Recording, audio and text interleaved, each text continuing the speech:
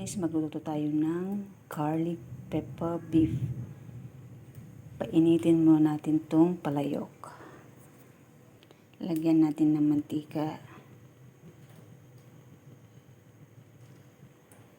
At kung medyo mainit na yung mantika, ilagay natin yung bawang. I-fry lang natin guys ng konti. Yung konting mag-brown siya. Ayan guys, slightly brown lang siya. Tapos hanguin natin. Yan guys, ganyan ka-brown. Natin yung beef. Itong beef guys, binarinate ko siya ng soy sauce tsaka oyster sauce. Ibisa natin.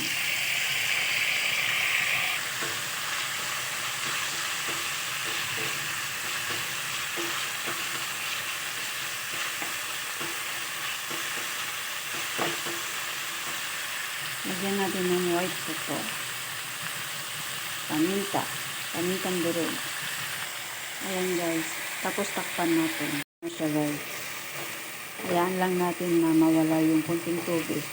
Until mag-dry siya. Then hanguin natin ulit. Ito na guys. Hanguin na natin. Set aside muna natin tong beef. Para lutuin natin yung pinaka-sauce niya. Painitin natin yung kawali. Maglagay tayo ng butter. Panggisa natin para sa kanyang sauce. Ayan, tuna na siya. Ngayon, lagay natin yung mushroom. Pwede rin fresh mushroom, pwede rin nasa lata. Itong ginamit ko guys, dry siya. Ayan, haluin natin, gisa-gisa. Mekos-mekos natin, konti. Ayan. Ilagay natin yung flour. 1 tablespoon ng harina o flour. Tapos 1 tablespoon na soy sauce.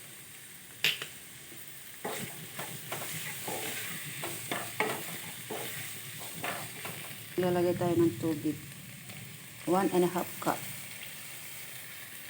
Ayan siya guys.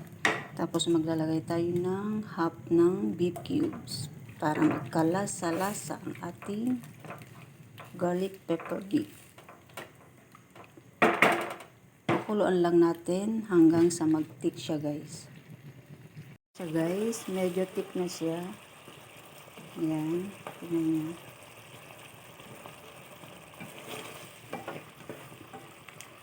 Lalagyan na natin yung ating beef.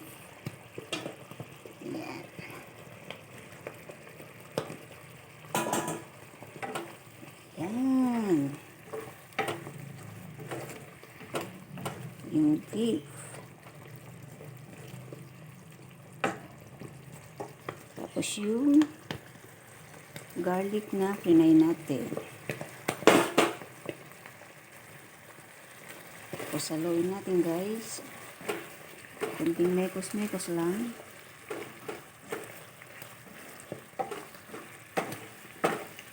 Yan. Ito na guys, luto na siya. Lagyan na natin hanguin. Ayan, ito yung garlic pepper beef. Ayan. Tingnan natin. O, tingnan nyo guys. O. Ayan. Ang creamy niyan, sarap. Nakita ko lang to sa Facebook. Ng isang araw. Yan, ginaya ko siya. Ayan. Yan yung mga yan. Tingnan nyo guys. Yan yung mga bawang niya. Yan. That's it. Thank you guys for watching.